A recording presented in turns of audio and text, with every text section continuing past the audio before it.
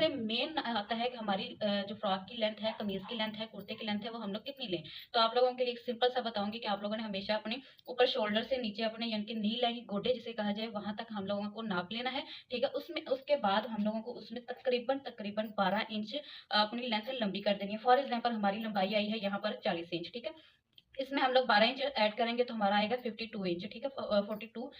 42 से यानी कि 12 इंच से लेकर 17 इंच, यानी कि 12 इंच से लेकर 17 इंच का मेज़रमेंट जो है हम लोग अपनी लेंथ में ज़्यादा ले सकते हैं। कई लोगों में ये होता है कि हमारी लेंथ ही इतनी होती है कि हमारी लेंथ के अगर 14-15 इतना भी हम लोग उसमें लेंथ ज़्यादा कर रहे हैं तो वो बिल्कुल पाँव के करीब जा रही है, ठीक है? एक परफेक्ट नाप दूँगी अपनी यानी कि अच्छे वाली कमीज़ की, फ्रॉक की या कुर्ते की लेंथ हम लोग को परफेक्ट लेनी है, तो आप लोगों ने क्या करना है, शोल्डर टू अपने पाँव तक अपने यानी कि कंधों से नीचे अपनी ज़मीन तक आप लोगों ने नाप लेना है। नाप लेने के बाद जो भी आप लोगों का नाप है, फॉर एग्ज़ाम्पल 60 आया है, तो आप लोगों ने इसमें से 6 इंच कम कर देना है, ठीक है?